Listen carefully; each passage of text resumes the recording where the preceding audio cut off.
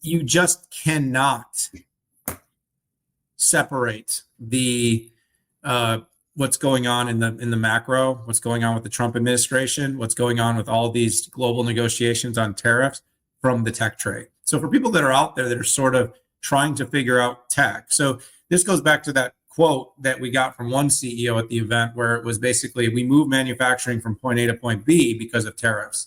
Now we don't know if point B is going to have tariffs. We could have a mitigation plan. We can carry through this. We can hit numbers. We can grow and we can deliver good results to the street. But we can't do this if we don't know what's going on. So I call the trade right now, it's all an uncertainty trade. We're in this capacity right now where we just simply don't know what's going to happen next. One day, tariffs for Canada and Mexico are on. Next day, oh, we're going to hold off for those for a month. Automakers, we're tariffing everybody starting in April. Oh, maybe we won't do all of that. And we're just seeing this kind of going back and forth. And of course, we're seeing like kind of this Ukraine situation, the Doge situation. Like, are we cutting all these costs? Are they going to even let the government cut all these costs? There's all these sort of actions being taken within the courts to try to stop the freezing of some of these different aid payments. By the way, I listened to the whole Rogan, Elon Musk episode last night. I got a whole great teardown. If you have any time or anyone out there wants to get a great rundown on kind of NGOs and all the waste and spending. But look, these things are all symbiotic. And in the end, what I think the tariffs are, I'm going to put this out there on the record, is I think the tariffs are one big negotiation to bring down interest rates and bring down inflation. And that's not really all that big of a bet. But Trump said he wanted, he's been pushing on Fed Chair Powell for some time to bring down interest rates. It's hard to justify bringing down interest rates when you have stock markets near all-time highs. You have assets like Bitcoin at all-time highs. You have homes still trading at very high levels despite increasing inventory. But there's also kind of a whole bunch of bad macroeconomic stuff. But the tariffs are interesting because, first of all, what most people don't understand is that we are tariffed exponentially more than most of the tariffs we send out. Even to China, as we double our tariffs, we're still paying a bigger tariff to China. When we send cars to Europe, we pay a bigger tariff. They don't when they're sending them to us. And it's weird because it feels like nobody, Pat, really knows this. It's like everybody's like, tariffs are terrible. I can't believe we're going to. It's like everybody tariffs us. Like we pay tariffs to everybody. Why is this so crazy? But part of it, when you think about like China, you think about Korea, you think about some of the threats to Taiwan. So the risk of Taiwan decided to bring some implementation R&D here. I don't think they're going to bring their biggest R&D here, but they're also planning to bring N2 here potentially. And Trump's reaction in his State of the Market was, State of the Union report, is if they do that, they won't pay tariffs. There's an incentive in that. He said cancel the CHIPS Act. We'll come back to that some other time. But the bottom line of it is that the reciprocal tariffs are really interesting, because what if the reciprocal tariff says everybody's going to be paying these 40% tariffs? So what if everybody then finally comes together and says, hey, it'd be really weird, but we could bring all the rates down. Then suddenly you start bringing inflation down. And actually, what people aren't talking about is have you seen the 10-year yield? Have you seen the 10-year note? Let me see really quickly what it's at. Your yield at the 10-year has dropped by like half a point in the last, not half a basis. It's at 4.25.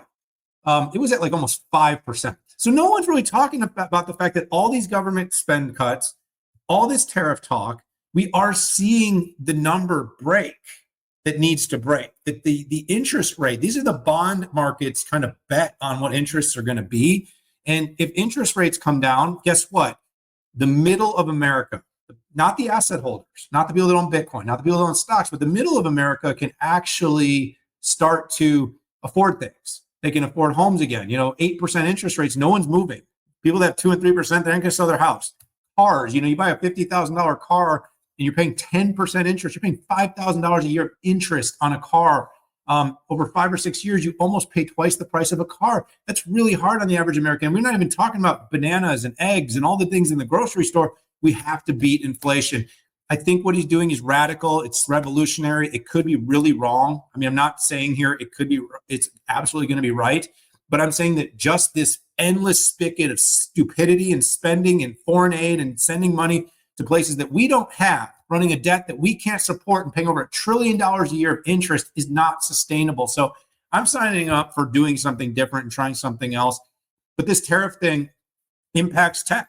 It just simply does, because whether it's moving semis, moving laptops, moving all goods, automotive, and everything else, Pat, we cannot do it. So my rant is over to you. You're muted, dude. Thanks. Sorry, my dog walker came and my dogs were barking. But anyways, I think your idea where it all tariffs come down, I think that works with the exception when you have government subsidies, right?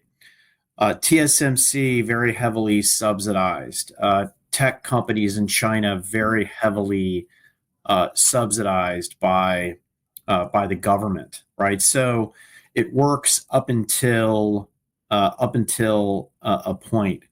The one thing, though, that kind of bugs me is this idea. We gave up on U.S. manufacturing back in the 80s, right? We didn't reskill anybody.